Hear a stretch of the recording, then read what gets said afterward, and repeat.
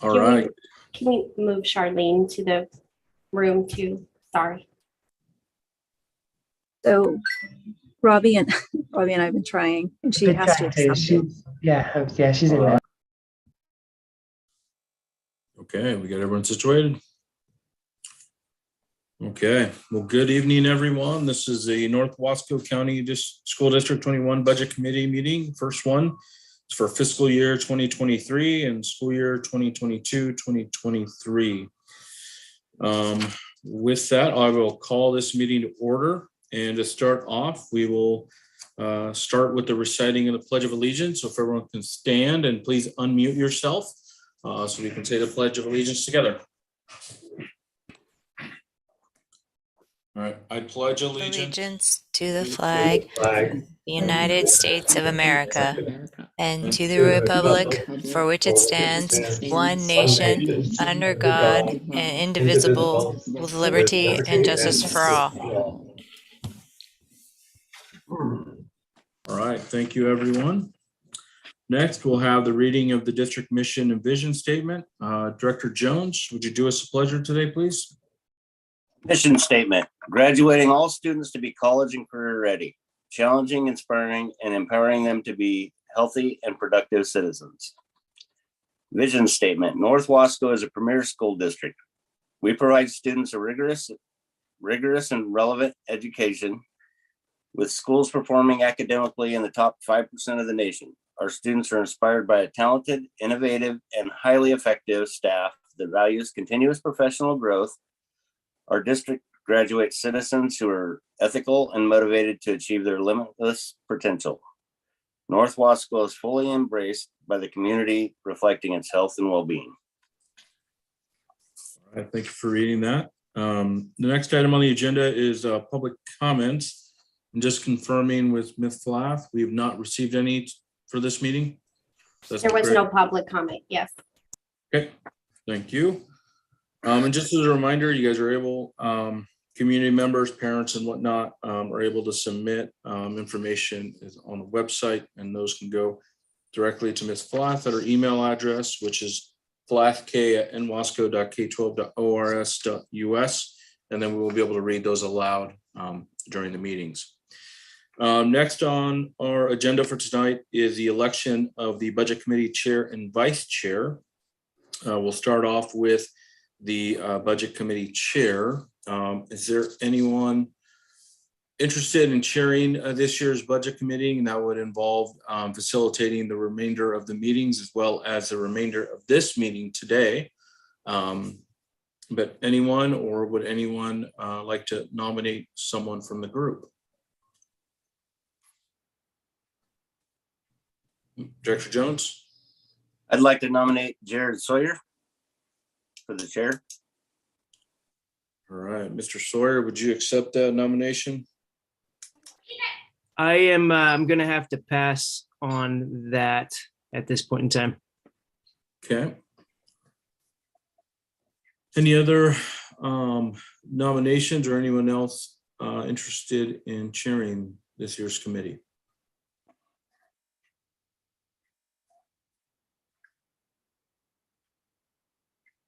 And don't all rush at once, please.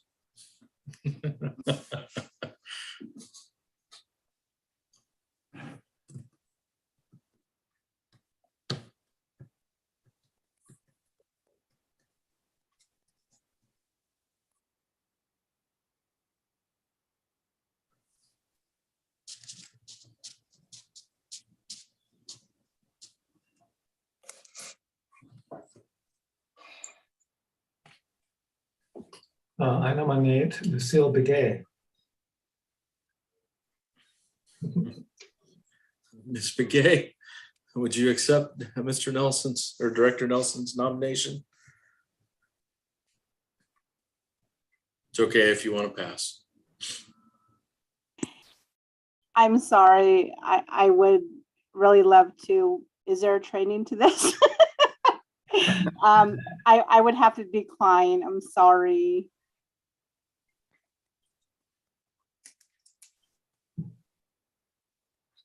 All right. Any other interest from Any of the community members or even board members?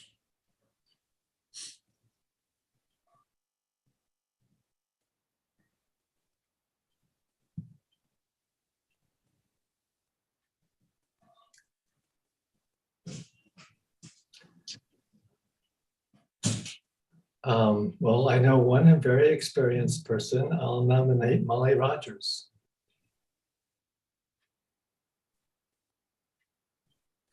Ms. Rogers, would you accept that nomination or? Well, Pass. Molly. John, you noticed I was very quiet. I can do it. I don't really want to. Okay, that's fair.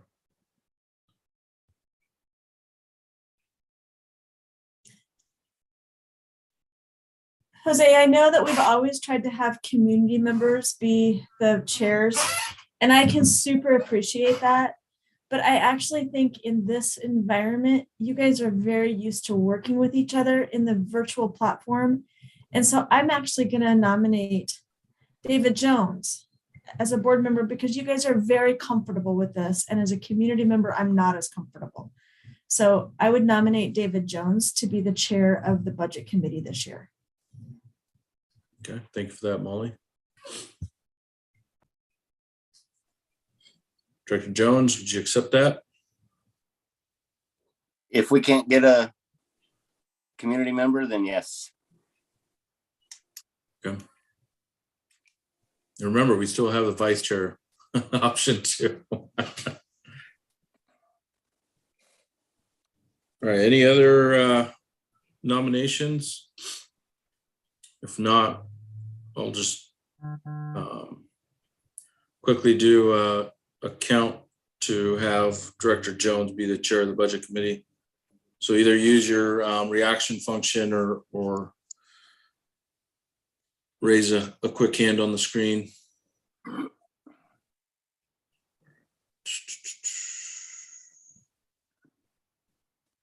right. Tiles are all moving on me, but I think everyone's chimed in and is consensus on that. So congratulations, Director Jones. You will now be the committee chair.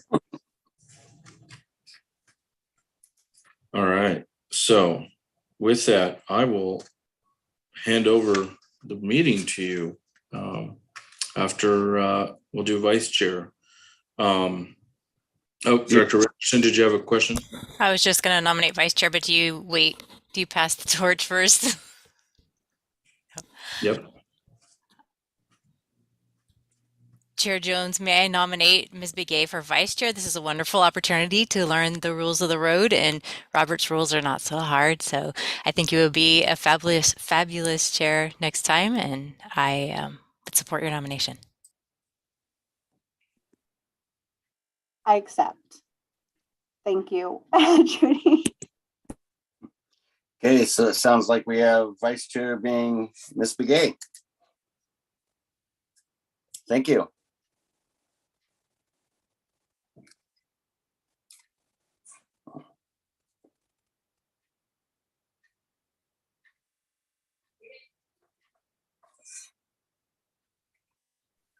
Hey, David, Yes. can I get a consensus for the vice chair for my minutes? Pretty please.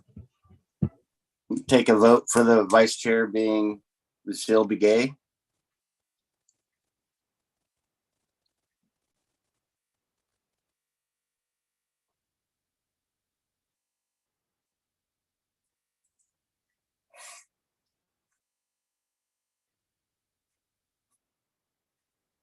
I think I got them all. Looks like it's all agreed upon. 1, 2, 3.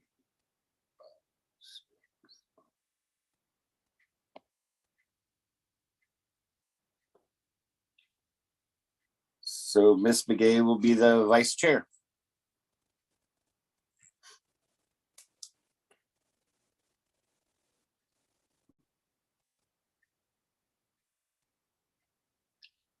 So it looks like next up is the budget message, and I will turn it over to Dr. Bernal. Thank you so much, Director Jones, and good evening, everyone. It's a pleasure to be with all of you here tonight. I prepared my budget message that I'll be reading to all of you tonight, and then later, once our budget is finalized and prepared, the message will be incorporated into the document that all of you have before you. It has been my honor to serve the students, staff, families, and the community of the Dalles as North Wasco's superintendent this year. The following proposed budget is a culmination of months of work behind the scenes, meeting with several of our internal stakeholders, gathering input and listening to the challenges and lived experiences of our students, families, and employees this past year. What I submit for your consideration is a proposed budget for the North Wasco County School District for the 2022-2023 school year that is representative of answering the call, overcoming some of these past challenges, and better serving our students, families, employees, and the greater community. The budget that follows represents the financial plan for North Wasco County School District 21 for the next fiscal year. This document, the related budget committee review, and the applicable filings with the Wasco County Assessor, the Oregon Department of Revenue, and the Oregon Department of Education are intended to meet the legal requirements so that the district may legally expend funds beginning July 1st, 2022. Revenue projections included in this budget indicate a 2.9% increase in available general fund revenues. Total estimated general fund revenue for 2021-2022 is $33 million compared to $34 million for the 2022-2023 school year. This budget is the plan for the second year of the 2021-2023 biennium. There remains some degree of uncertainty regarding the level of state school funding that is included in this budget. This budget document includes levying local property taxes in the general fund, Fund 100.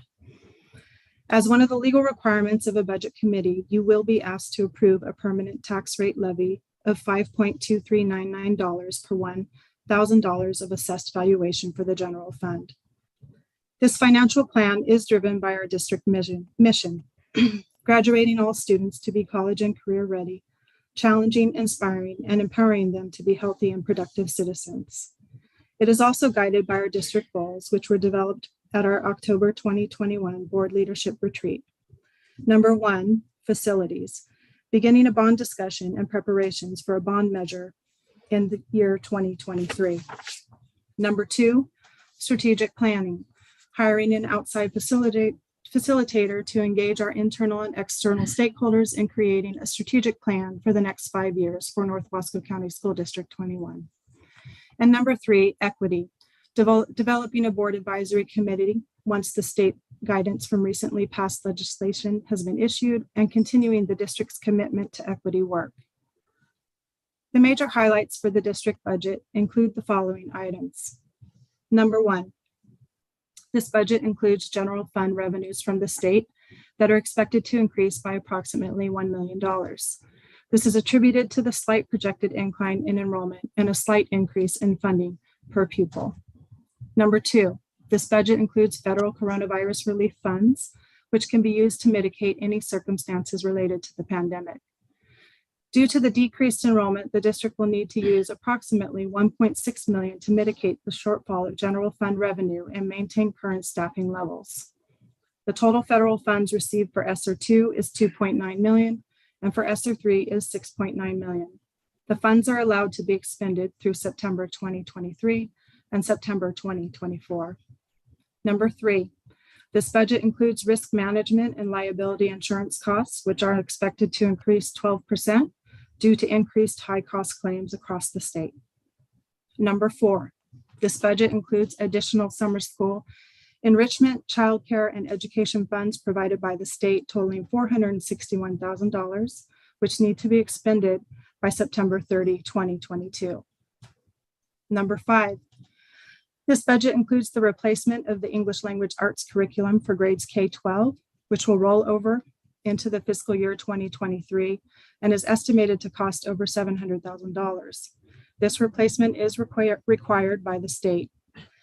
Math is the next curriculum replacement, which is also the second most costly replacement The pilot process for this replacement will commence in the 2022-2023 school year. Number 6, this budget includes the termination of the ESS substitute contract effective June 12, 2022. The district will hire an HR assistant internally effective July 1st, 2022, who will help with hiring and recruiting employees as substitutes. The hope is that the district employed substitutes will be easier to recruit than a contracted employee. Number 7, this budget includes the reclassification of the Dean of Students position at Chenoweth Elementary School to a vice principal. This change is being implemented at Chenoweth Elementary School only because of the high needs of this school. This is our school with the highest poverty rate. It is also our school that houses both our dual language immersion and structured learning center programs, as well as houses the highest population of English language learners. Number 8, this budget includes a small principal mentoring budget. Both Dry Hollow and Colonel Wright Elementary principals are retiring at the end of the 2021-2022 school year. The Dalles Middle School principal is moving to the district office as the Director of Human Resources effective July 1st, 2022. Our Chenoweth principal will be entering his 3rd year of principalship. To prepare to support a potentially novice team of principals, we felt it essential to ensure our principal team is well supported. Number 9, this budget includes the hiring of an additional social studies and science teacher at the Dalles Middle School. This would complete each middle school house with 4 teachers each: language arts, math, social studies, and science. Number 10, this budget includes the reorganization of the athletics department and includes a district-wide athletic director who will be part of the district-wide budget. However, all athletic costs will be budgeted under the school's budgets, so the funds are appropriately expended in accordance with the ESSA PPE per pupil expenditures requirements. With these changes, the high school is proposing a Dean of Students position to assist with duties, since the vice principal position will be changing to district-wide athletic director. Number 11, this budget includes the hiring of a director of teaching, learning, and assessment in-house effective July 1st, 2022. The district's current director of student improvement, an employee of the Columbia Gorge ESD, will be leaving on June 30th, 2022. The district has requested to acquire those pass-through funds from the Columbia Gorge ESD to bring that position in-house under D21 and reclassify it as a director of teaching, learning, and assessment effective July 1st, 2022. Number 12, this budget includes the establishment of a capital projects fund to assist with funding of major repairs and renovations in buildings. Number 13, this budget includes the creations of the Innovations Academy, which will house several existing North Wasco pathway programs for students in grades K-12 and consolidate them into one called the Innovations Academy. It will include Riverbend, our Alternative Learning Center, all of our virtual programming, as well as the creation of other new pathways for students in grades K-12. Number 14, this budget includes $203,000 for bond and strategic planning contracts. And number 15, this budget includes inflationary increases for contracted services, salaries, and supply purchase increases. I want to thank all staff involved in the preparation of this budget, especially Kara Flath, our Chief Financial Officer, and our fiscal office staff. I would also like to express my appreciation to the members of the Budget Committee for their service, thoughtful analysis, and consideration of this proposed budget. In closing, I would like to mention that there has been a great deal of discussion over this past year about returning to normal. I know the pandemic has been extremely challenging on many fronts, and no more challenging than that for our school system, especially for students and families in certain demographics. While I understand the sentiment expressed by many who desire to return to normal, I say and desire to return to better. Normal for many represents comfort and perhaps a return to the status quo. For others, however, normal represents challenges and brings with it feelings of uncertainty and discomfort. Students in certain demographics predictably achieved less due to gaps in both opportunity and access before and throughout this pandemic. I believe this budget represents a better way forward to support all of our students, families, staff, and the greater community. I am proud of what we have been able to accomplish this past year, and am both excited and optimistic about our future. I am confident our greatest days are ahead of us. I offer this balanced 2022-2023 budget proposal to the Budget Committee for your consideration. Thank you. Thank you, Dr. Bernal. Does anyone have any comments, questions?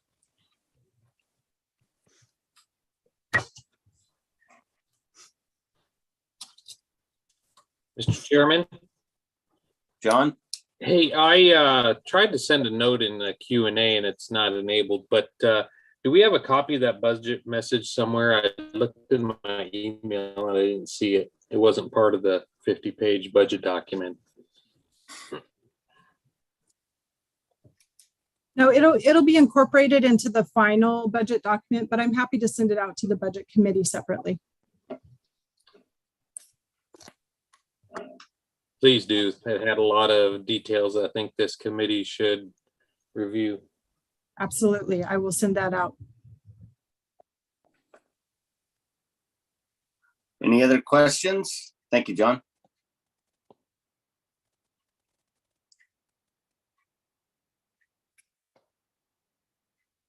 Okay, not seeing any, I will turn it over to Kara for her presentation. Well, I can start off by saying it's just perfect if you want to just approve it as it is. We can try that first. Well, just thought it's always an option. I'm teasing. So let me screen share, since I think I have the ability. Everyone can see that. Okay. And this is the document that was sent out to the Budget Committee. When we have something finalized, it'll be posted on our webpage, but this was for discussion for the Budget Committee. This, similar to last year's adopted budget, I did make some revisions to the information in here with the expansion of including Forecast 5, which is a new system. There are some data reports that I think are pretty interesting that I included. They just know they are back to fiscal year 2020. That's the most recent ODE set of data that's completed. School districts have yet to complete, some school districts, not ours, have yet to complete their school district audit and some of the data reporting. So that the fiscal year 2021 information is not going to be released. Hopefully it will be by the time we actually have the adopted budget and we can include the more the most recent data, but this at this point is the most recent data.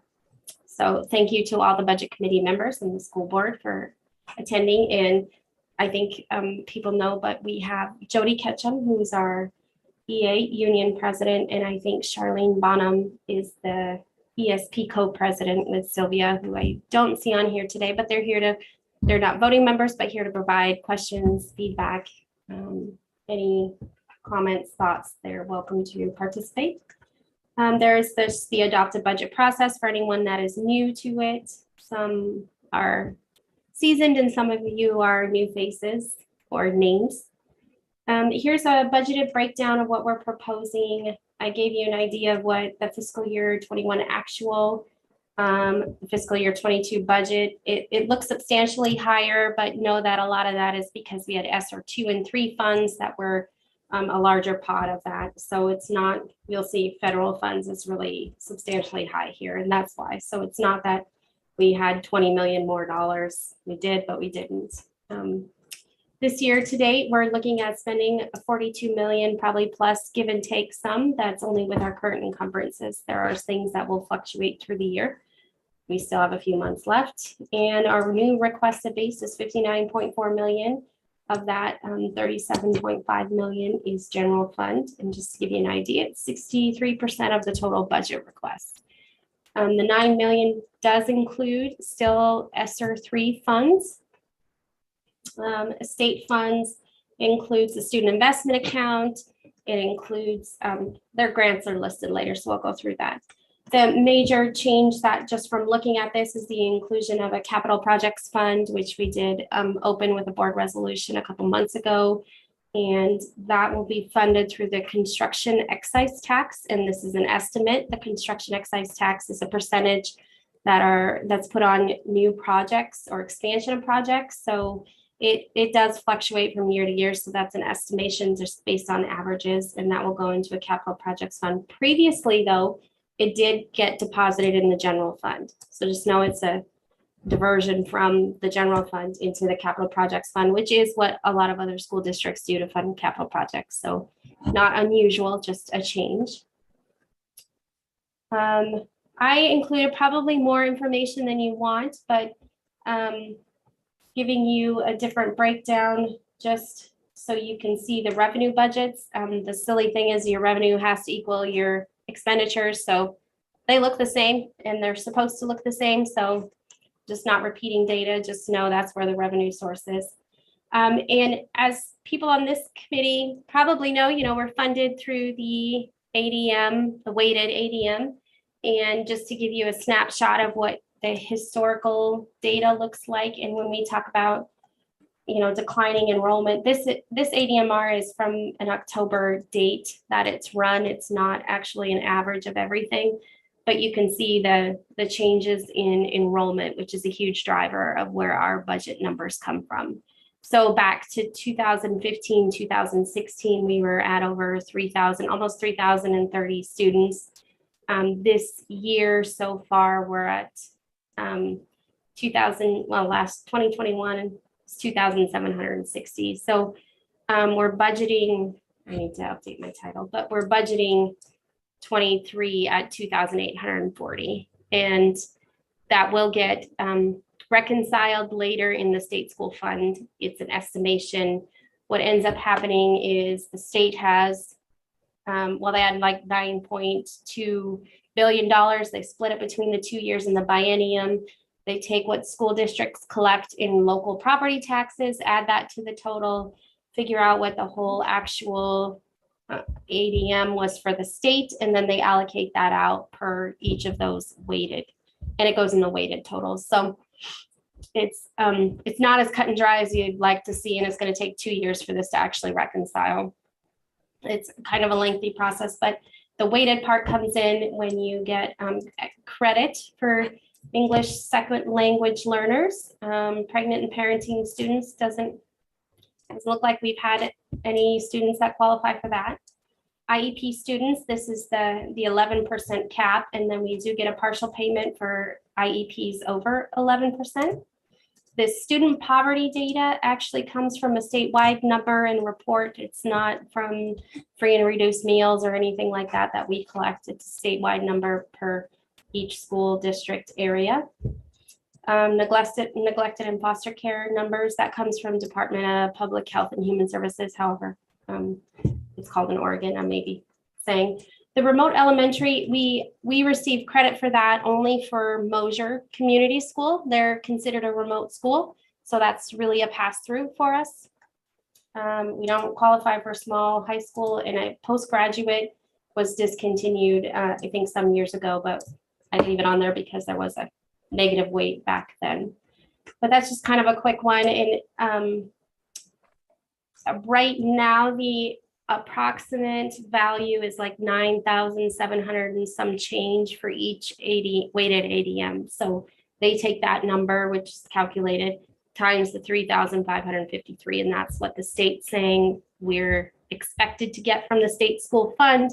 We decrease it by how much we get in property taxes, hence you get a state school fund payment. Really long story short, probably more than you want. Jody, did you have a question? Yeah, and I apologize. I hope you can hear me. I've lost my voice. Across the state, enrollment is down in all districts significantly because with COVID, a lot of families that were able to go online wanted to stay online for various reasons. As the state, I heard rumor that the state was going to try to do something to compensate for that. Have you heard anything if the state is going to try to compensate for that? The way that I've seen the state compensate for it in this last session is they were protecting online charter schools, and there was a bill that passed through to do that. However, you know, the give and take is a lot of districts had decreased enrollment. There were some that actually had increased enrollment, but the theory is, you know, it all gets split across the state, and the state school fund did go up, but there was nothing specific that our district would see that would add anything to that. But they did do a protection for online charter schools that saw a huge decrease.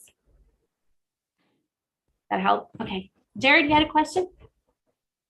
Yeah, I was just curious if they adjust what they give based on inflation numbers.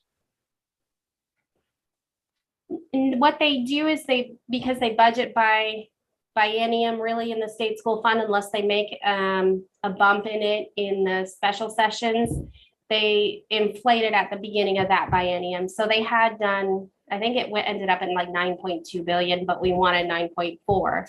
So they compromised a little lower, but that's where they do that. And then they split it generally 49, 51%. So you get 49% in the first part and 51% in the other. But that's when the inflation is adjusted, really. Got it. Thank you. John, hi.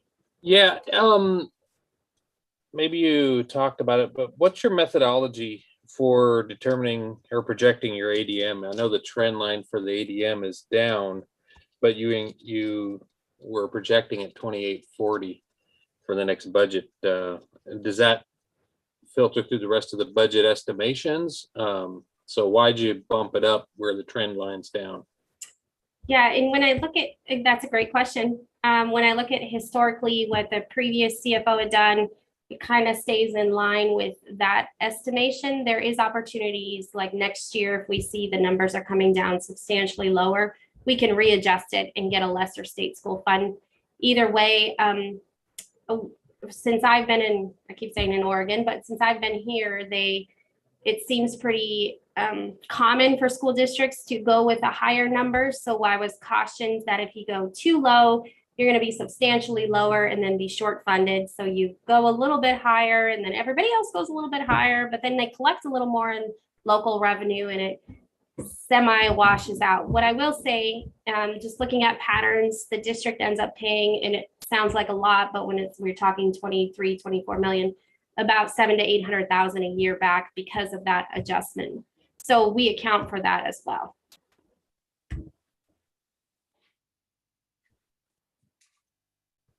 Jared, did you have another question? Just making sure. No? Okay. No, just checking. Okay. And this information gives you just a good chart. This is from this next pieces of data are from the Forecast 5 system, and it takes essentially what part of this data does is I'm able to go in and say, I want to look at like districts that are similar in size to North Wasco and do some comparative analysis. Some of this is just North Wasco alone, and some of it is in comparison with those other districts. And it's districts, I think 2,500 to 3,300 ADM. So we can get a comparison. Hey, what do we look like with districts similar to us? So just know, and they are listed later, but this particular one is changes in enrollment, or orange line shows K-12 enrollment over the last 11 years, while the blue line represents change over years. So it's just showing you that we do have a decline in enrollment, and 2020 to 2021 is the steepest decline, which made sense because that's when pandemic was really hitting hard. And the positive news is we did go up. We didn't go up by much, but we did go up a 0.07%, which we're happy to see. Would like to see more, but it's better than going the other way. Simple enough. If I go too fast, just let me know. I don't want to slow you down too much. This I just thought was interesting, and probably because I'm a data nerd, but the system is able to look at how the number of births rate to Wasco County versus what we have for kindergarten enrollment. And it does look like 20, which is not a surprise, 21 has a little dip in there that is off balance. Dawn, did you have a question that I skipped over? Yeah, I was just trying to go back to the previous section there. Talking about the forecasts, and so we lost a lot of students. We had a lot of people not being enrolled during the pandemic. How are we forecasting a recovery for that, and combined with the number of people moving to town and that kind of thing? Can you explain that a little bit more? Just so, are we looking at growth, or are we going to recover, or help me out there? Yeah, and like I say, this budgeted forecast number is kind of just, it's working with what historically the CFO here, because Randy was here for 10, 13 years. He had a very good pulse on what the rest of the state does, because what the rest of the state does affect what we get. And all the districts seem to be inflating a little bit. So I don't know that we will reach 2,840 students, but when the calculation is all completed, I do think we will increase, but that is just seen from what I'm hearing and seeing. And we do have innovative educations program, which I think will hopefully bring in more students. We have some really good, exciting stuff going on. So we'll cover that a little bit, but that number will be trued up and fixed later, and chances are we will pay back money, which we have every year. It's not an unusual, oh, you just moved. It's not unusual, and we have that built into this budget. Okay, thank you. I know it sounds clear as mud, but there's a lot of complexities behind that, and so we don't want to short fund ourselves too much at the beginning, just for cash flow issues too. So again, just for comparative data to look at interesting information, technically kindergarten enrollment should be really close to what we have now. So that'll be interesting to see what actually comes around. If I go too fast, just yell at me. This is just interesting information about race, ethnicity by enrollment type. It does look like if I look at 21 data, 49, almost 50% is white, 2 or more races, about 5%. Pacific Islander doesn't actually show the percentage, but it's right in there. Hispanic, 41%. Then we have Asian. We do have Black just a little bit, and I wish they had numbers on it. So when I print this, I'll try and get the numbers for this. An American Indian, there is. So just a kind of perspective of what schools look like. Jose, you have a question? I did. I just want to make sure that, we're talking about the correction when it pertains to ADM, but it goes both ways is what I just want to make sure we say, so that to kind of Don's point about forecasting, if for whatever reason we had a great increase in enrollment, the same as, a reduction works in terms of us paying back. If we had that increase, then that means we would receive additional monies from the state to account for that when you reconcile. So I just want to make sure that folks understand it goes both ways. If you have a reduction or an increase, they get reconciled and are adjusted accordingly based on the enrollment number or our ADMW. Yes.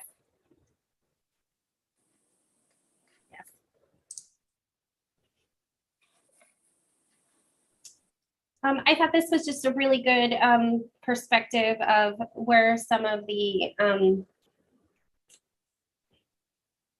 when you talk equity, some of the groups that we discussed, free and reduced lunch is at 65%. And one of the reasons that we are a community eligible program or provision, we are a CEP school, which means we're able to offer free meals to K-12 students across the district because our poverty rates hit a certain level.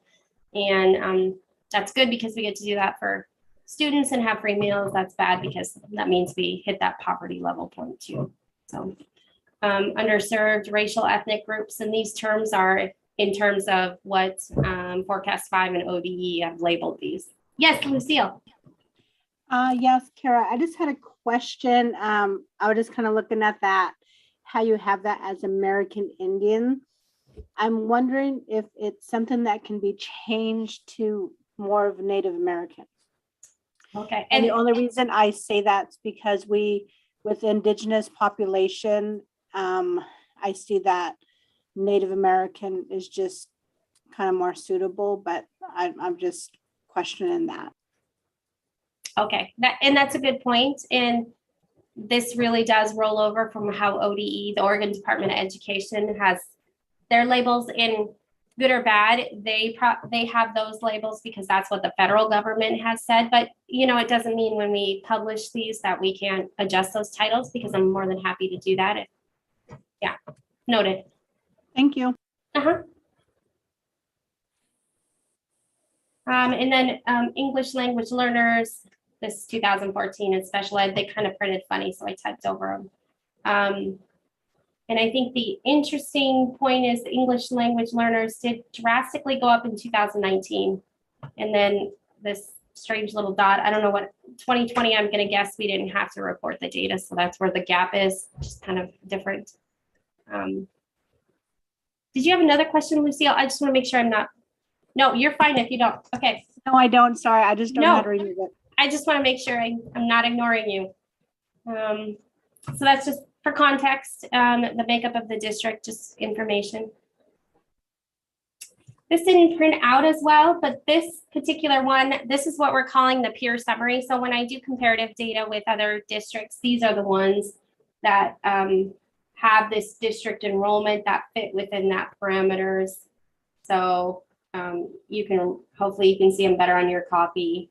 Central School District, Coos Bay, Crook County, Dallas, Estacada, Jefferson, Klamath Falls, Malalola River, us, Pendleton, South Lane, and South St. Helens were ones that we compared. And it just gives you basic data, just for funsies, if you love the nerdy information. This I just thought was interesting. And when we talk about, like Dr. Bernal had said earlier, we were talking about adding a vice principal position. We'd like to change the dean of students to a vice principal. One of the reasons our Chenoweth has some of the what you could consider the highest need population. One of them is the poverty rate at Chenoweth Elementary is the highest in the district. It's probably, last time I looked, there's specific data was over 92 to 95%.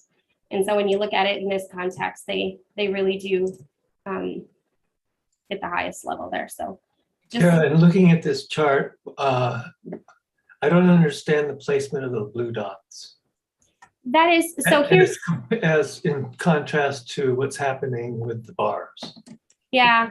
So what they're doing is it is kind of an odd little thing, but here's the enrollment numbers for each of these schools. But on this axis is the percentage of free and reduced percentage of the school. So Chenoweth is just over 90%, but yeah, they have 425 students. Oh, I get it. So yeah, it's kind of weird how it goes together, but so the Dallas High School, has 800 and some students as of 2020, but their free and reduced is just over 50%. Okay.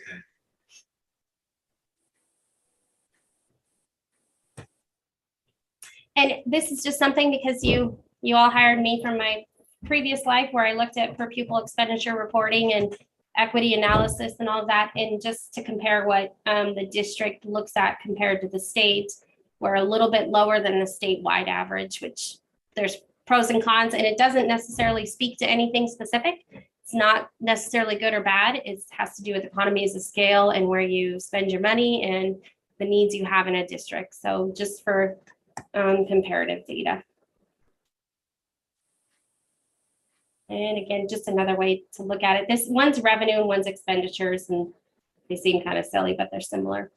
So when you compare our expenditures per student to our peer group that we talked about below, we are technically the second highest. Sometimes when you get to these districts on the bottom where Pendleton is 10,209, they also may have more economies of scale and have a larger school population where you don't have as much district personnel. When you talk schools, one like Colonel Wright that has a smaller population, but also needs more teachers because of the setup, it may be different. So it's just hard to compare that apples to apples, but just for comparative data. This one I thought was particularly interesting, and you'd be amazed at the ones I cut out. So if I'm going too slow, you just tell me move on. Our teacher salary scale as of 2021 compared to our peers were like in the medium row. St. Helens apparently pays the best at 71,000, and Coos Bay is at 56,000, and that's average per teacher. I just thought that was interesting. They had a lot of really good stuff about teacher salary and staffing, but this I thought was interesting because it tells you how many, on average, and just know everything's on average, how many students per teacher we had on average in the district. And 2020 was probably, even though they paid all of the staff, it was probably an anomaly year because they finished it out in the last quarter, not in school. Yeah, and this is just another way to look at it. It was specific. Teacher turnover, which is something that's real, any staff turnover is. Here's our average. Here's the average of the state. Here's our peers. We are this little funny line right here. So 2018, it looks like there was a pretty high turnover compared to the average. Then we go below. We're kind of right in line with it. We're about 15% as of 2021. A little bit above average. And this one is just teacher turnover by school, just because it's interesting information in there. Don't take Riverbend too much to scale. They had a very small teacher group, so their percentage looks like, oh my gosh, it must be an awful place to work. But with small staff, one turnover is gonna affect that a lot. So and it's funny because Mosier Middle School is still in here and we don't have that. So they look like they're great, but I'd have to look at why the data does that. Anyway, it looks like Mosier, and Mosier is just included in that. They're really independent from us. Their budget flows through us in some instances, but just information.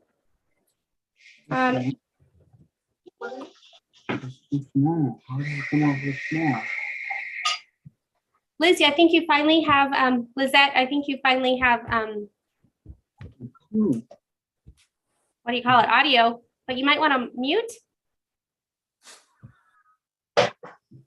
No, I'll take your shit. I don't think I can mute her.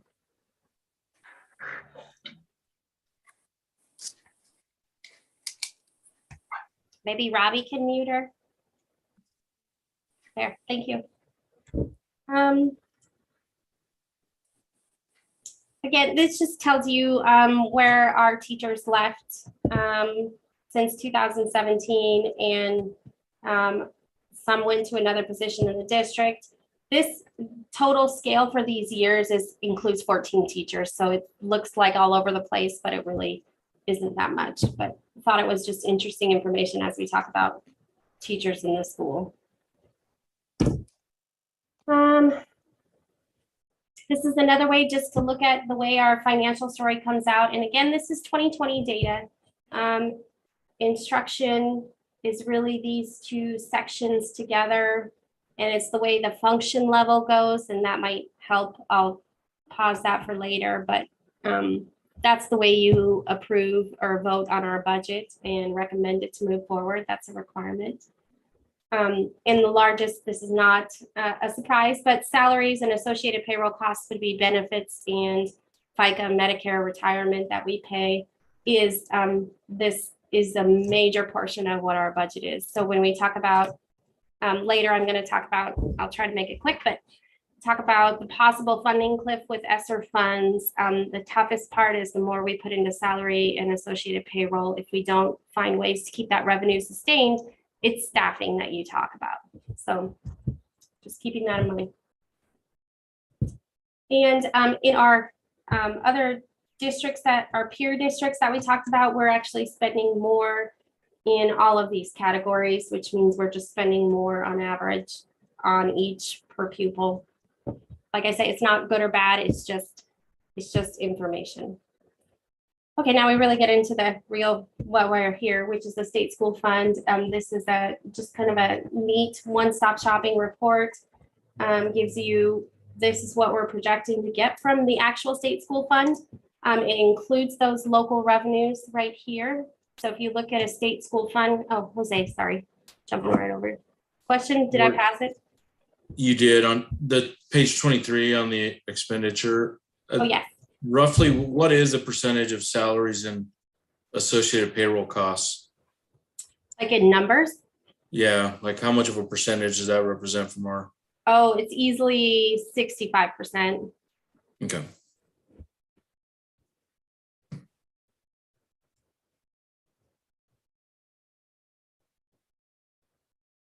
And this, so when you look at what the state school fund actually says you get, it's this number down here. They say you get local funds, you take that out, and that's what the state school funds. So they're saying our state formula should give us 35.3 million, but X amount is going to come from local revenue. And the local revenue theoretically is supposed to increase because Google comes on the tax rolls next year. So I've estimated about a 650,000 to come from that. We're still working with the county exactly what that is, but if that number comes in substantially higher come November, I will ask the state to adjust our state school fund payment because we don't want to have to pay that back. It won't be this year, it'll be next year that we would have to pay that back. So I don't want a huge, leave a gap in next year's budget. So we'll keep an eye on that. So high school success, if you've heard about that, you know, people call it the career and technology education money. That's a big initiative with the state. This is a report that generates out of the system that is kind of neat information. It's really hard to read. So, but the three items that they really focus on is dropout prevention, CTE, and college level opportunities. And ours is pretty it's very similar from year to year. It funds some of the alternative learning center programs, a lot of the CTE, not a lot, but some of the CTE information because it's not a huge amount of money. And like adding a robotics person, there's a list of things it pays for part of the Juntos contract, some of those items. Student investment account is another one. This is one of the other big state initiatives that they're saying they're funding schools at a better level because they're putting it all into student investment account. And I think it's the corporate activity tax that also is funding SIA funds. So when you hear about that, I think it's what, 0.5% on major purchases or something. It goes into this account apparently. And then this account is also spread out through, it's not a weighted ADM, it's just a flat ADM. So these are the areas we've been focusing on, social emotional learning. This also helps fund our DLI program. And I have some more listed left. Do you have, Jose, question? Yeah, is it anticipated for the SIA to be fully funded at 100%? Well, they're 100%.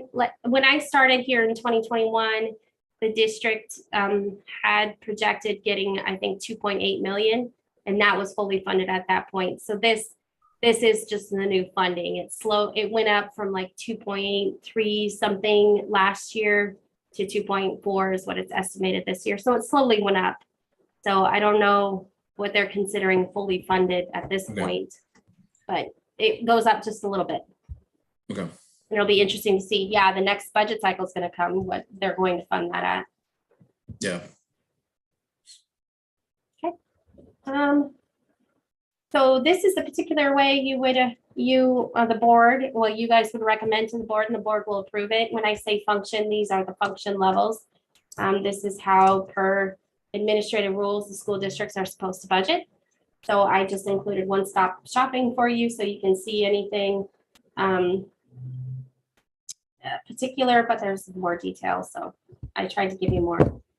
So general fund revenue, just to look at some of the items we get. Admissions are usually for games. We haven't been doing much with admissions, and we're looking at, there are some areas, I'm trying to find them. I think they're wrapped up in fees that we were charging athletes for student activity, and we've made those free the last 2 years and then again next year. Athletics will be free to students. So we have seen what I've heard is 30% increase. So some of that revenue has decreased because of that. Common School Fund is something we do receive money for, so we're projecting that to continue. The autism, we get funding through NWCSD to help fund our autism contracts. We have a contract with a person. County School Fund is literally comes through the county. We do receive E-rate. This ESD flow through, one of the items that Dr. Bernal talked about was we are hiring our own curriculum director position. I think we've labeled it a little bit different, but it previously was through the ESD. We will see the ESD flow through increase next year because of that. So that's an estimation. Federal forest fees that also comes through the county. There's the state school fund. So we're projecting 24.8 next year, and then taxes projecting an increase there. And there you get our general fund. Any questions? It's kind of a big one, but. So here are the areas we're projecting to spend the general fund. Instruction, 21 million, support services. This other uses is transfers to other funds, which includes anything that goes in bus depreciation, technology, curriculum replacement. If we have anything in nutrition, we don't have anything, but it has included that. And that's pretty much it. Oh, and we do have, well, it comes straight from the state school fund, but we do have a debt payment that comes straight from our school fund, which is for the PERS bond, which has been a good investment. But I'll pause that. Okay, any questions there? I know I'm going really fast and trying not to put you all to sleep. State special funds, this I broke out because I wanted to make sure you could get an idea of grants that we receive. ESSER 2, we're projecting to only have 785,000 left. We will use that on staff and positions next year. We do have, and Molly will be familiar with this, JDEP, we have some NORCOR ESSER 2 funds that we have yet to spend. Long-term care and treatment is our Crossroads program that we have at Watonka. ESSER 3 is the big one, which we've spent a little bit, probably will spend a little bit more because we purchased the cameras and some of the other items. So that's 5.9 million that we are projecting to spend next year. IDEA is special education programs. We'll get that. Indian education, we work through the ESD and have a contract with them, and we do a flow through for that program. Sometimes we get federal money for both the NORCOR and the long-term care and treatment program. Miscellaneous, we have, so the board is really great working with me. I built in $100,000 for miscellaneous grants because we seem to get a few grants here and there that we don't have built in the budget. So I'm always adding or moving or switching it around. So I built a little bit in there. We do have a couple of programs we've applied for grants. And the first one is Safe Routes to Schools. We've applied for a school coordinator, which I'm really excited and I hope we get. And we also applied for a seismic grant with the state for Chenoweth Elementary and also hope we get that. But I will have to do a supplemental budget hearing if we do get that grant and start spending it. But just an FYI. Title grants are entitlement grants that come from the federal government. Title 1A really funds salaries. 1D is an area where we have funding that we are looking at some programs with our innovative education area. Title 2 has a lot of really good opportunities that we're also looking at some training expansions for staff because that's what it's really focused on. Then you get to state funds. Here's where you'll see, here's summer school. This is what we spent for the last year's allocation. Here's what we're looking at for this year. High school success is measure 98. We kind of talked about that briefly. We do get a state JDEP NORCOR contract and we're expanding some services there, which were approved with the ODE.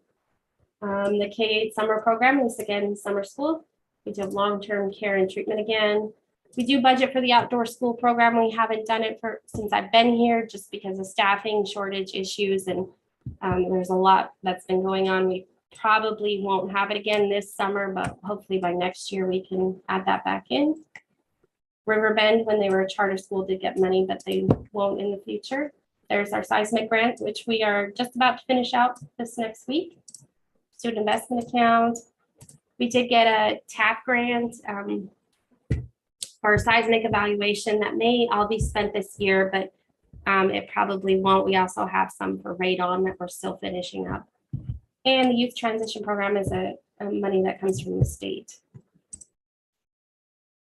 So local funds, this is, I won't go through too many more details, but I'll give you the highlights.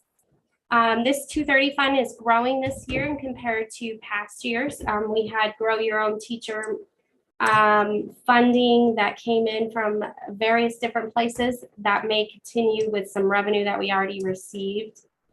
We do get Nike grants that help fund part of our AVID program. We do have I'm hoping again that we apply for the OEA wellness grant and anticipating 30,000 from there. But we also, per the board that just approved the Sherman County transportation contract, will be run through this 230 fund, which includes staffing. And we will run all of the transportation programs for Sherman County School District, and we will build them back for all of those services. Vocational education is a fund that's kind of been sitting there dormant for the most part, but started as a high school program and still has some funding in it if the high school had programs they wanted to do. This enterprise zone funds is the AKA Google money. We get 240,000 a year. We're still anticipating 240,000 next year with another 202,000. If we do get the Chenoweth seismic grant, we're probably looking at replacing the roof at Chenoweth. Sorry. Yeah, Jose, did I skip over something? No, I wanted to talk about the enterprise. So finish. Sure. I'll finish that. That's pretty much it there. But go ahead. Yeah, I'm sure. I just wanted to confirm, one is those are now unrestricted funds, if I understand correctly, right? Correct. Previously, they were specific in nature in terms of what expenditures could be used by those funds. But now we've entered, I guess, a space where they're not restricted in that way. And then two is more of a question is how many more years, I guess, would that be coming into the district, and when is kind of the end of the line, so to speak, for those agreements? Yeah, it's a 15-year, I'm just doing the math on my fingers. Hopefully you can see that. Looks like you probably could, couldn't you? 2030, it looks like it's going to go through 2032. It was a 15-year agreement. It started in 2018, I believe. And yes, you are correct. The first 5 years were dedicated to curb appeal. Those years have come and gone. So I think we have another, probably another 8 years left. And we have continued to dedicate that to capital projects. We've used it this year to help fund the Kurtz Gym renovation for the HVAC units.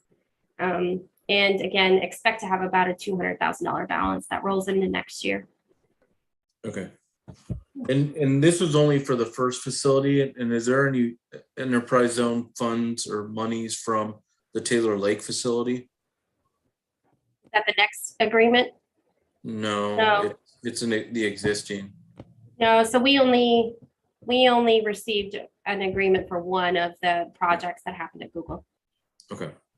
And that's the 240, the one that we've been getting? Is that what Yes. you're saying? Yes. So are those, they are restricted in the sense that you have to confirm how you're going to spend it with, I guess, the county. So what kind of arrangements do you make each year? Yeah, and it's with the city, and the city, well, yeah, our agreements with it's with the county. And we present a report every year on what we've done with it, and they just look at it and go, okay, and then say we're putting it on capital projects. So they've never asked for pre-approval. Okay. I think in the beginning 5 years, it sounds like Randy would do a little more, but they do want reports. So I give them reports, and I presented to them once, and they didn't have any questions. And So we pretty much get to determine how we're going to use that, and you just sort of confirm your intentions with them. Is that how it works? Yeah, Okay. yeah. And if we were to divert from capital projects, I would probably make sure we have discussions with them. I would caution about not diverting from capital projects. We have plenty of them we can do, but you know, we could try to do something differently, but I think we should stick with renovations. And then what is the 773? What is that? Oh, that is what the budget was in fiscal year 2022, because there was a large balance in that fund. Oh, So previously, there was a dry hollow blue zones project that the district, and this was pre my time, but what I was told is we were supposed to save some of that money to do traffic control programs around dry hollow. okay. However, the city did not get their portion of the funding, so therefore we didn't do anything. We did we have a cones routing that Principal Peters has out there, but then that money that was on reserve was no longer on reserve because that project fell through. I see. I was wondering what that was all about. There were those numbers. Okay, thank you. Yes. Okay. Nutrition funds, this is really where all of our school meals run through. And like I said, the community eligibility provision gives us the chance to bill the federal government and the state for all of our meals. It's not a high rate. We do try to look at recalculating our CEP numbers, which means if we, good or bad, if we have higher poverty than we did the year before, we could get a higher reimbursement rate. So we did look at that last year. The good news is it wasn't worse. The poverty rate was not worse, so we did not reapply, but we're still good. I think another 3 or 4 years on that. It's a 5-year allowance. So we will make sure before that 5 years is up, we reapply and make sure the numbers work so we can continue CEP as long as possible. But these are the different pockets. The thing I caution everyone about, and this is more my end I'll have to worry about, but there are a lot of waivers out there for the school nutrition program. For example, we've been able to provide to-go meals. In the summers, we went to apartment complexes and handed out meals. We won't have that ability this summer. We will have to have on-site feeding because all of those waivers are not continuing at this point. So hopefully the federal government will loosen up those restrictions because it's been nice to get meals out because people don't want to necessarily sit at the park and eat. They don't want to go down from the apartment complex and eat in front of you. So that'll be a challenge, and we're still trying to work over what summer might look at. But that'll look a little different next year. But we're still planning on having enough revenue and continuing through the next year. If for some reason this revenue doesn't end up as high as we need, we will have to transfer from the general fund, which can happen. We're not anticipating that. But. Any questions on that one? Oh, okay. Technology, we have technology replacement kind of funds. We've been really working as a district to firm up a technology plan. We have a newish technology director through the ESD. We actually contract through them with our local service dollars. And they've been working on a strategic plan for infrastructure and technology. It's one area we've been working on figuring out, we have very outdated laptops and computers, and the struggle that we are seeing with that is cyber coverage for school districts is harder and harder to find. And each year they get a little more strict, and they're going to continue to get more strict. And we have to continue to work in the direction of being more secure as far as our technology infrastructure. And they're doing a good job, and we're on a really good path on that plan, I think. And so keeping up with that as a replacement is going to be really important. Student activity funds, this is here for the sake of reporting it. Technically, per GASB rules, student activity funds are a state special fund, but it's really managed and run by students at the schools and through their committees. The principals are the ultimate person that will approve or deny things, but this is here for the sake of all of our state special reporting. Textbook replacement, like Dr. Bernal talked about, we had planned on the English language ELA adoption this year. We're still working on that, which Dr. Bernal knows way more about that, but the actual purchase may roll over into next year. And then the next year's curriculum is actually math, which is the second highest cost. So we kind of have two big ones in a row. So right now we have 1.1 built in there. Chances are the math curriculum won't actually be purchased next year, but the year after in a very similar fashion. So working on keeping that built up. Bus replacement, this doesn't look like it went much more, but we did purchase 4 buses last year. This year, we are also engaging in a loan agreement for 3 years for 5 buses to run Sherman County, which is also funded by the Sherman County contract. So that's why you see them separately. But we are purchasing, I think we're purchasing 3 buses next year, but we do have grant funds for $388,000 of it, and we only have to transfer $9,000 from our general fund, which is actually fantastic. Lisa has done, the transportation director has done a fantastic job getting as many grants, and we get them from DEQ. And then the Hydro funding that we were able to secure for some environmental stuff is also being used there. So that's been a great thing this year. This next year, assuming vehicles don't continue to be incredibly high priced and hard to find, we may look at purchasing an SUV for traveling for our sports teams, specifically the smaller sports teams. We did sell 2 vans this last year. They were surplus actually in the year before. I think we made like $8,500 between the 2. So we made something, it was put in that fund, and we're kind of waiting and plan at some point to purchase a vehicle so we can use them for students. That's really the revenue in our state special is the biggest one. Debt service funds, there's 2 accounts we get. The inter-fund transfers was a funding agreement that the district still has, I think, through 2028.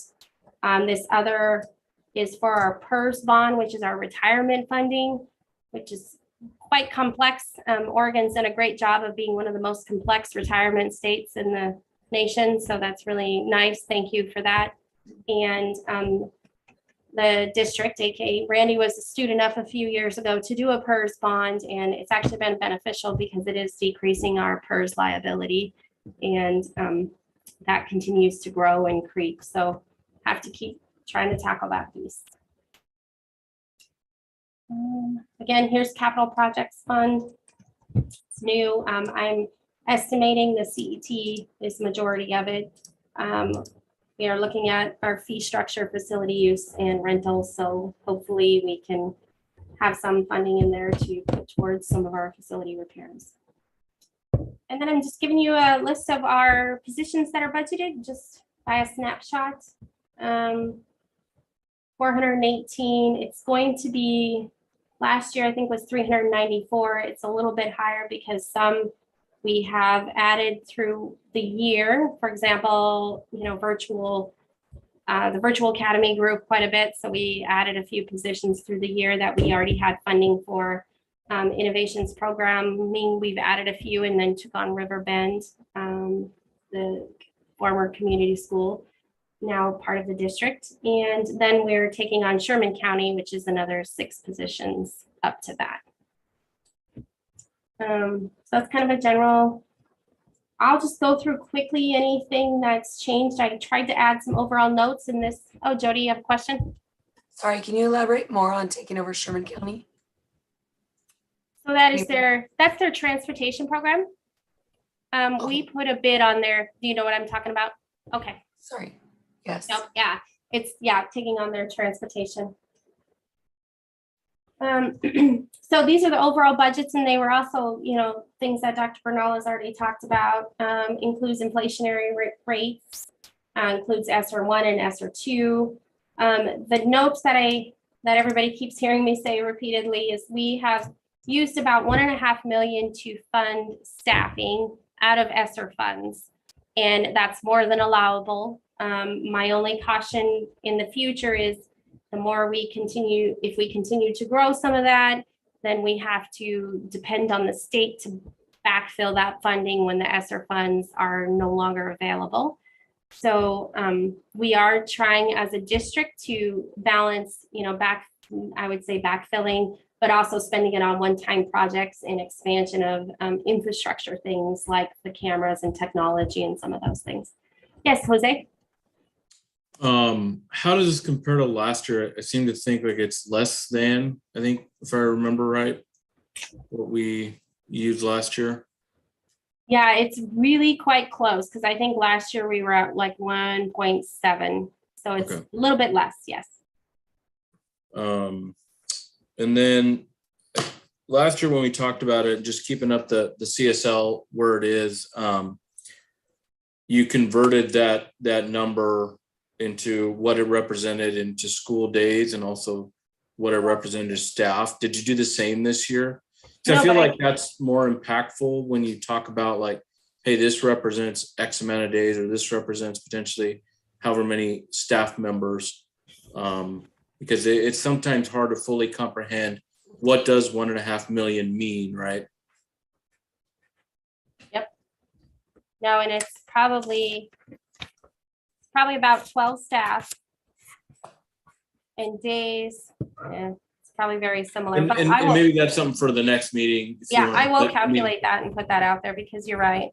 those are more helpful, just the more digestible terms to understand versus 1.5 or 1.6 Mhm. or whatever the number may be. Oh, that's a great idea. So another thing that Dr. Bernal already discussed is that we did terminate our ESS substitute contract. The contract had a clause where we paid a fee on top of what the cost of staff was, and that's how ESS was funded. We have found a couple of problematic areas this year, so we're going to give it a year and see if we're able to manage it better internally. There's pros and cons to both ends. One, schools now have to figure out filling out their own subs. However, it's been a challenging year, and a lot of principals have spent a lot of time trying to fill all their vacancies anyway, so they feel like, well, we've been doing that this year. And second, the bringing on staff versus paying ESS, the rate is, the cost of staff is probably going to be a little bit higher. We hope that the quality of staff is going to be better. We also have the ability, our HR department can get substitute licensing and things pushed through faster than a contractor can. And we feel like it will be beneficial to take it over. Now, I think the district, like a year or two pre-me, had just gone to ESS. And it was a big initiative and they felt like you really should keep this. And we just found this last year to be so challenging, and staff can talk about it, but the burnout is so high because we have been unable to fill substitutes in both ESP and staff, licensed staff. So we're going to give this a try. In order to really manage it, we are converted the equivalent of the cost of the fee into an HR staff member who will do the recruitment, run through the licensing, whatever the HRN needs to do, and we're gonna see how the next year goes. And we really are optimistic, and that will be a lot of hiring this summer that we don't have on the books right now. So that's an extra position it is. added on full-time? Yes. Okay, and that's just specifically for that? Yes. Well, it will be if there's ways to, it's probably an ebb and flow position. There's going to be times where it's going to be a lot busier. The summer is going to be probably a busy summer to get it going, get our substitute roster going, and then get things going.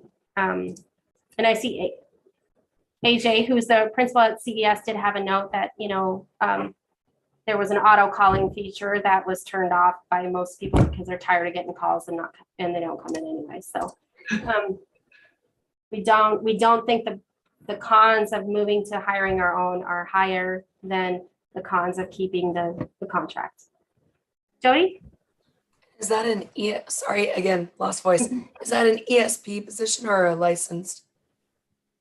This particular one is not a union position because it's covered on HR confidentiality. It's confidential employee.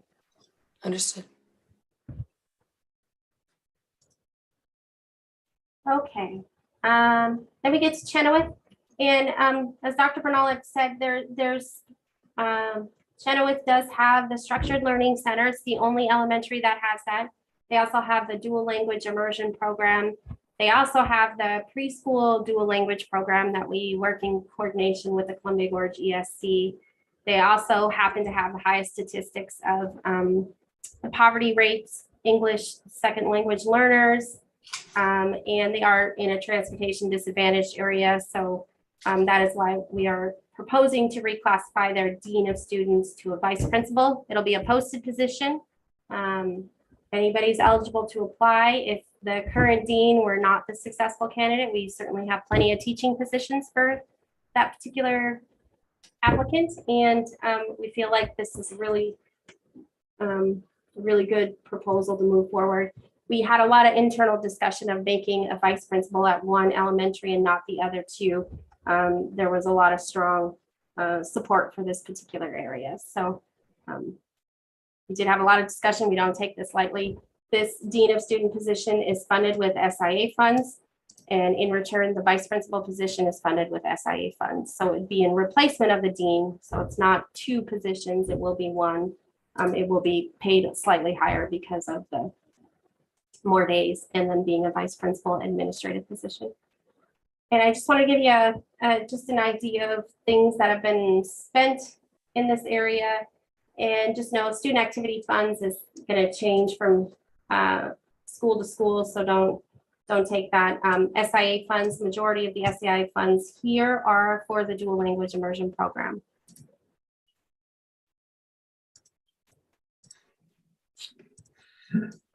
Any questions? And this student services section, I just wanted to keep that separate. This is what special education services are at these schools. So it's technically run by our student services director, Amy Hampton, but these are placed at these schools. We also have district-wide special education positions, but in full transparency, just to see what we spend. And the reason this is going to be higher at this school is because we have a structured learning center there too. So keep that in mind. We're not comparing apples to apples in all these. So, Jerry, do you have a question? Yeah, you mentioned previously that we spend a little more per student than some of our peer schools might, peer school districts. And I was just curious if we feel if we are on a sustainable trajectory there, and if there's any discussion on possible economies of scale we can achieve. And then with this hiring that needs to happen,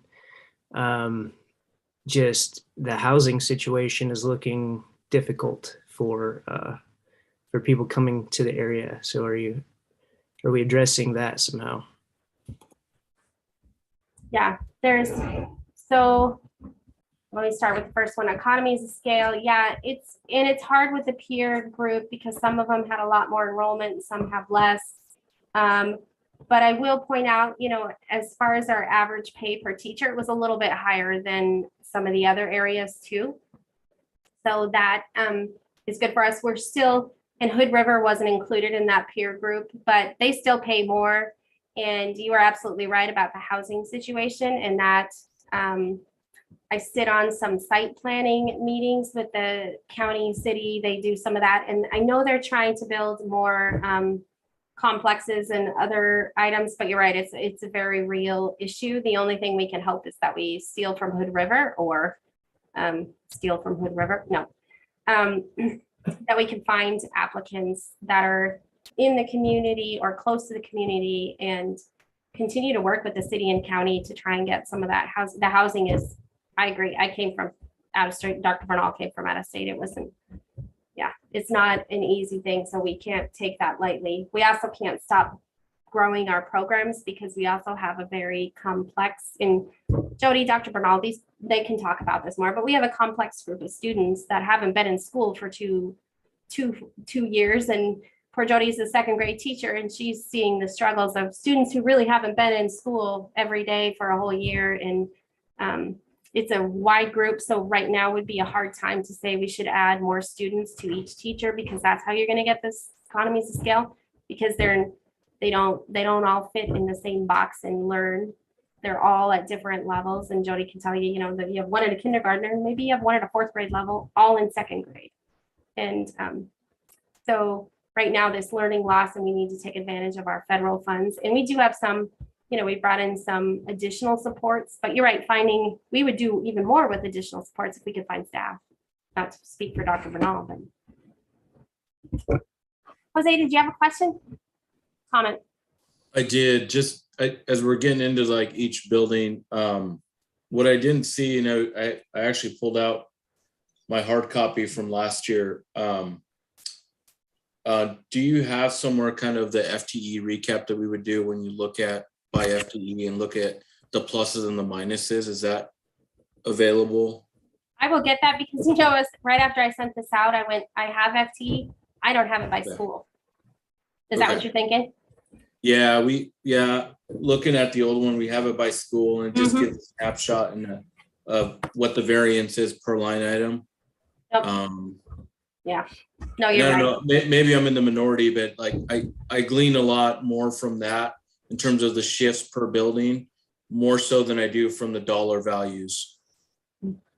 Good point. Yeah, I will add that to it.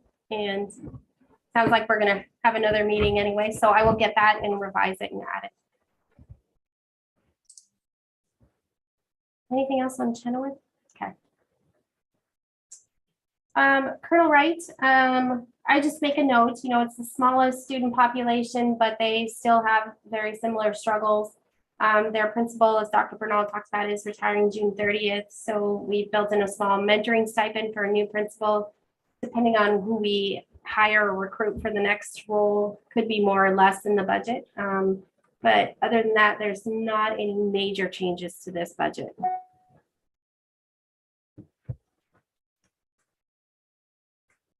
Okay, any questions?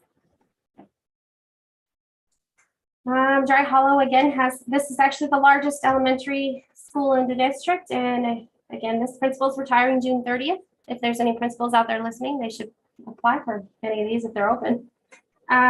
Again, a small stipends built into there. There was only one change that we made, and we had 2 half-time FTEs that we are combining into 1 FTE in the hopes that we can actually recruit 1 full-time person better than we can 2 part-times. So we're going to give that a try, and I think that might actually be close to being posted or posted. Other than that, there are not any major changes. Again, the new principal could be more or less. I did build in some extra training for these 2 budgets just because of that as well. So, but not a lot of change happening. Dallas Middle School, it's the only middle school we have, except Mosier is a charter school that's K-8, so it's the only district run. The principal is transferring to the HR director, so we're recruiting for a principal here. The major highlights do include, and as Dr. Bernal talks about, we did approve 2 new teachers here. They have houses in the middle school, and each house had 4 teachers, and they kind of rotate duties. It was explained to me way better by the middle school principal than I'm going to do, but there were 2 houses that only had 3 teachers, and they had a hard time rotating these duties. So we felt it would be more equitable to add these 2 teachers, and one I think is a 6th grade house and one is a 7th grade house. So we've already expanded those, and I think they're already posted out there with anticipation that these pass through, but it'll be more equitable and provide more teachers for that. Cool. Other than that, there are not any major changes there. Questions? No. Okay, the high school, they have some slight changes with the Innovations Academy and Riverbend Community School, which was 9 through 12. We've pulled out in the Innovations Academy. That included the AVID program, the Adult Learning Center, and the K-12 virtual schools will move under the Innovations Academy. In addition, we also talked about having a district-wide athletic director, which would oversee high school and middle school athletics. We had a lot of conversation about expanding athletics to our elementaries, but we think that a district-wide athletic director has a pretty good challenge ahead, just with next year, a lot of changes going on, and then looking forward in the future, contingent on funding, adding some elementary athletic activities or extracurricular activities, not just athletics, but adding that in the next year after we kind of get that program solid. So it does have some fluctuations in there, but you'll kind of see it offset with the Innovations Academy. So when you say the virtual program, adult learning, all that will move, they're just moving into the innovations? Yeah. Okay, but it's all at the high school. They're not leaving the high school, right? No, and they're currently the adult learning center. Sorry, that's me. Is at Wetumpka. And so that program will stay at Wetumpka, and it will on paper shuffle to Kim Tiskewich, Dr. Kim Tiskewich.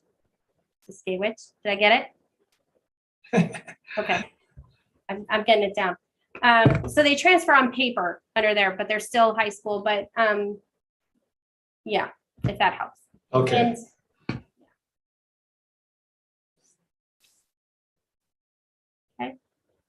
So Innovations Academy, and this is still, still forming as the enrollment population may shift or change. There could be, if for some reason we have additional enrollment into this program, we would see more funding come from the state, and then we can also grow with FTE, but tentatively at this point, this is Innovations Academy, and yes, I will add FTE because that would be helpful. But it does include, I say, 13.7 FTE right now. And here's kind of what it looks like. It's mostly funded with general funds. They do have a special education teacher assigned to this program, and they have a nutrition. So that's kind of information, and I think as more information comes out, you'll see that, but it's kind of just on paper what we've given as a budget to this point. And where will that be? In the high school or up at the college? Are you talking Riverbend or the Innovations Academy in general? Okay, talk about both. Well, Innovations Academy will be at the Wetumpka campus. Okay. Currently, Riverbend is at Columbia Gorge Community College, and we're still in discussions where the best place for that program is. Okay. But it will change, you think? It's still undecided. Still working on it. We're still collecting data and information and trying to gather all the input from all the stakeholders, and then Make a decision. yes. Okay. In Mosher Community Schools, mostly it's a pass-through. We do take a percentage of the state school funds. And every year we do a reconciliation of what we've budgeted them and then reconcile it with them. This last year, we actually owed them $19,000 because their enrollment was a little higher than they projected. But there's been years where they owe us, so it comes and goes. They do have ESSER. We have shared ESSER funds with the charter school, and they do get Title 1A services, which they're entitled to, as well as the private school is entitled to a portion of that. And just giving you an idea of what they spend, what they get funded from the state. Transportation, just giving you an idea of what we spend on transportation. This is, for the most part, we do receive 70% funding from transportation. However, we do not get reimbursed for athletic trips. So you can't just say, oh, we get 70% of 1.7 million. It doesn't work that way. When you see the student services line, that's actually bus drivers, but they drive the special education buses. So that's just important to note because we have a maintenance effort we have to maintain, and we do track any special education expenses. So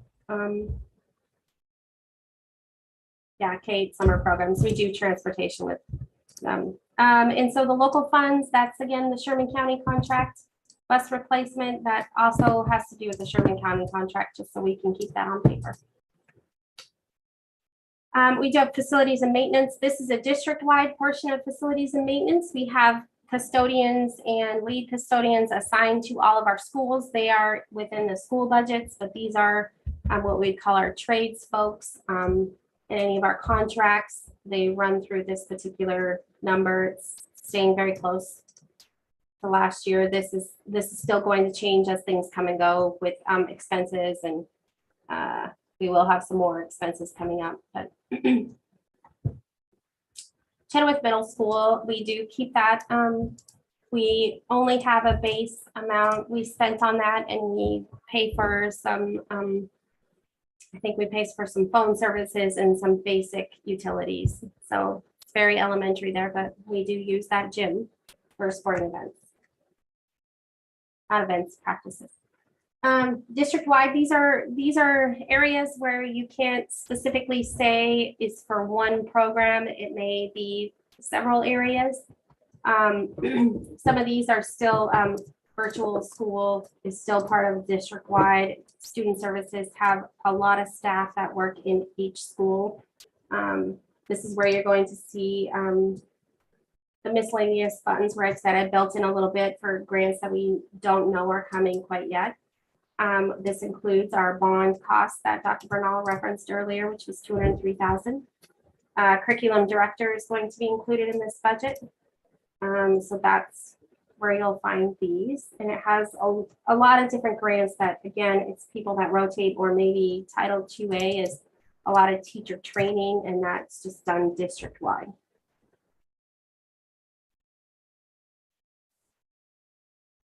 Kind of a, if it doesn't belong anywhere else, it goes there. Changes to administration. We do have insurance costs, which estimated to go up by 12%. That's where you're going to also see our HR assistant increase. Training costs for the new HR director, and I built in, only because I specifically did this, we have, there's an OASBO New Business Manager Institute for ongoing training. I have one of my staff hopefully attending. John, I'm sorry, I didn't see your hand. I just wanted to see if there's any more clarification on that miscellaneous line item that we had. This just one? a little bit more. Yes, just for a little bit more clarification. I know that you said that there was miscellaneous grants, but just kind of how we got to that figure of $100,000. Oh, and that's it's really an estimation. And when I look back at how much I've moved around, it's usually somewhere between 80 to 100, 110,000 that I move from this program to that program for other small grants. For example, I think already we have another Title 2 or 3 grant coming in for 22,000. If we get the school coordinator position, that's going to be out 66,000.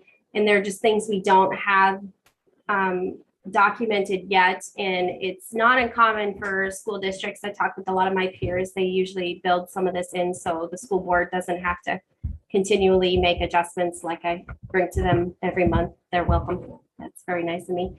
But that's really all it's meant for, is those little things that come in that we just didn't know about when we built this budget.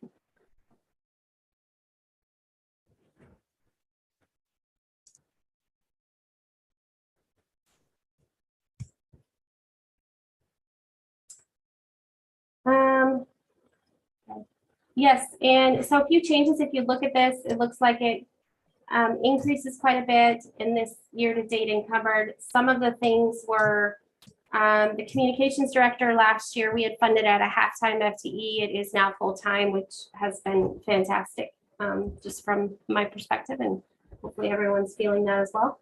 And then accounting software was paid from a district-wide account, and I've moved it to the business office because it really is related to the business office and administration. And that alone was 70,000 of the 200,000. So what's the advantage of that? What's the advantage of doing that? It's easier for me to find how much our accounting software program costs. It's just, I'm a really big nerd. So when you say, how much does the business office cost? I can tell you, oh, it costs this for staff, this for Kara, this for that. I think it just gives a more accurate picture of the business office. Okay, and that's coming out of district funds, which is more general. Yeah, it used to be in that district-wide group up above, that the 16.5 million. It was used to come out of here, and I've moved it to here. Okay, because you can keep track of that better. Yeah, I'm a type A, so Okay, that makes sense. Kind No, of- no particular savings of money by doing it that way, though. right? No, it's just a, Okay. no, it's not at all. I would love to tell you, but no. Darn. And I also expanded, I expanded forecast 5 with $12,000. I think it's 12,000, but that has a lot of capabilities, and especially as we go into a bond, that program will be very helpful. But so this particular area is, and I'll make sure we get out of here on time, but includes these 2 items below are included in the school budgets above, but I just wanted to give you a note. Student services, which is really special education, and Amy Hampton's the director. This is really what it looks like in a snapshot. And this particular area is important for us to always look at in financial information, because if you hear the state ever talk about maintenance of effort, it's the dollars that school districts and states are obligated to maintain on special education costs in order to maintain federal funding at their current levels. And we're probably struggling this year with special education costs because we have had so many vacant positions and had a really hard time recruiting. So we may look like we're below the level, but we can demonstrate that we have been trying to fill these positions all year. And Amy can probably tell you till she's blue in the face, it's not for lack of effort. So when that comes around, which will be probably May of next year, I'm sure we'll be talking about, here's the issues. I don't think we're alone in that picture across the state, because there's been staffing issues nationwide, but it's an area we know we have to continue to keep an eye on. So just giving you that. And nutritional services is also built everywhere. Just to give you an idea, that's, we say right now they are all lunch ladies, but they do a fabulous job of running this program, and it's 1.5 million, and they feed a lot of students, and they do a lot of meals every year. So that is all I have for you, which I know is a lot. I will add FTE. Was there any other questions or comments? And it's 7:18, so it was a lot of talking. Any questions I can help?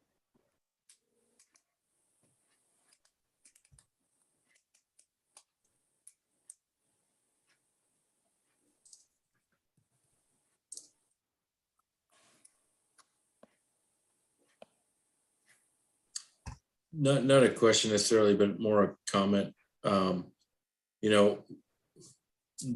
lot of the local papers ran, obviously the news regarding the community service fee for the most recent Google transaction.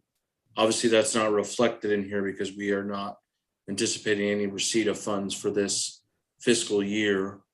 But I think it's worth mentioning to this group kind of what the intention is and where, from a fund perspective, those funds will be diverted to. So could you just kind of share a little bit about that? I think we got a few minutes. Yeah. And so, the community service fee at maximum is 2.5 million. And if we get a percentage of that, they're estimating at most, maybe possibly 490,000 of that. And so far, we are looking at continuing to fund capital projects and invest in our facilities and our programs. As everyone knows, we are working on school bonds. So if anybody's interested in being part of any of that, let me know. Well, our board will be, of course. But for a goal of the May of next year voting dates, but we have a lot of work to do in our facilities that I am sure we will not be able to get bond funding for. And we have a long, lengthy list. So any funding we can get to help build in that, which is why we also, even though it's only 150,000 for capital projects, it's better than the nothing that we have right now. So we're going to keep working on trying to maintain and upkeep the facilities we have. And so that's our goal, is capital projects.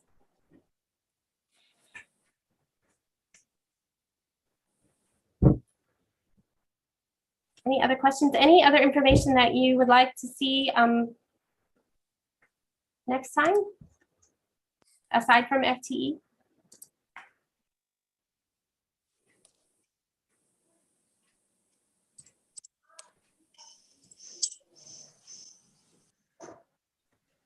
Oh, Jody, sorry.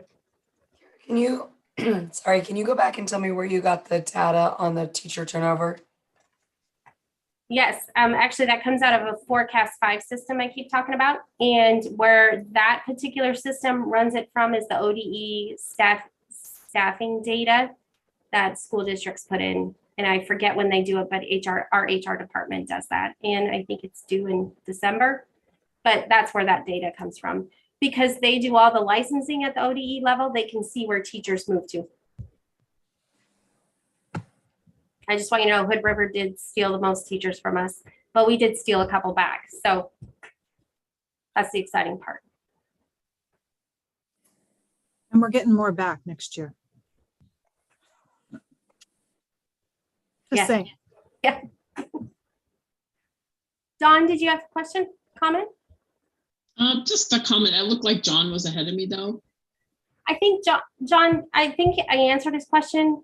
Oh, John, okay, are you? maybe forgot. Yeah. Okay. Anyway, I just want to say this has been, it is a lot of information. And for those of us who are not in the public sector, lots and lots and lots of details, but I appreciate how you've really given us the information, but also summarized it so it is also digestible. So thank you. It's been a helpful tool for me to review before this meeting, and I've been following along, and it's like, yeah. I just wish we had enough money to get all of our buildings fixed, but hey, that's coming up next, right? So, but thank you very much. I appreciate everything that everybody's done to get these numbers pulled together, and then to also synthesize it and analyze it and give it to us in a digestible format. So thank you. Yeah, I'll add to that. I was impressed because we never had a presentation like this in my time on the board. And it just gave more meaning to the numbers I was looking at. And I really like the fact that you had it in sections and you explained the salient points that we should be looking at and thinking about as we look at those numbers. So that really worked for me, and it made it far less time consuming than flipping through pages back and forth and figuring out, well, okay, where is that in the budget? This was so much easier to negotiate for a first look. It was a really good production, Kara. I'm very impressed. Not a problem. I'm happy to add any information. It was kind of we had a financial system upgrade, and everybody heard me whine about it internally, but the reports that we previously used were no longer usable, and I didn't think they added too much value. If you are a real nerd, you can probably find it, but things move around. So I've been looking at other districts and what they have and in their adopted budget proposals and trying to think what I would want to see. So, that I'm gonna add the FT because that definitely is a key information, but certainly wanted it to be something meaningful and give you some value out of it. But if there's more information, I'm happy to, there's more that you didn't get to see. So I'm happy to add to it if you want it, but tried to add what I thought was the neatest. I think you achieved your goal. Won't add anymore. Yeah. Jody? You mentioned that there's a $45,000 grow your own budget. Can you speak more about where that money goes? And I can get more information to it, but we do have some grow your own teachers and mentors and through that program. And I think it was funded partly through the university, partly through the ESD. We got like 3 checks from different areas. And then I think it's a mentoring program. So that's why it's run through the local fund, but I know I can get with Brian and get more information on that. Is that all part of the CREN? It might be. It might be. I can get more information because I know he just showed up with checks and said, hey, we got this, we can do this. And I went, great. So I can get more information.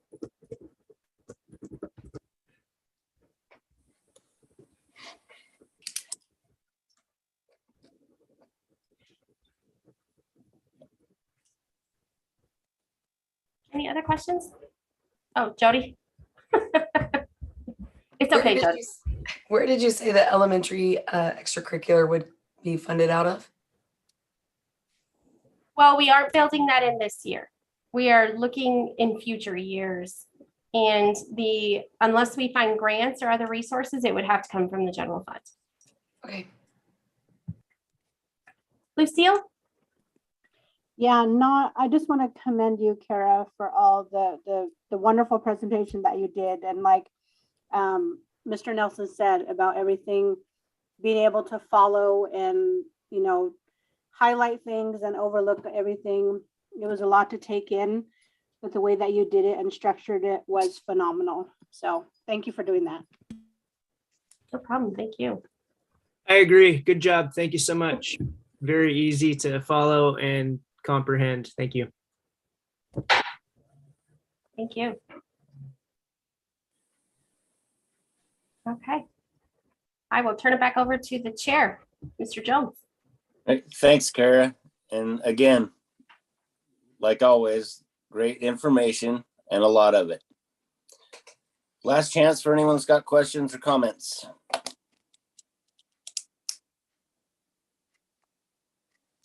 Can I just add that our next budget meeting will be May 3rd, again, 5:30 to 7:30. And seeing no comments or questions, with that being said, I'll recess this meeting until Tuesday, May 3rd at 5:30. Thanks, everyone.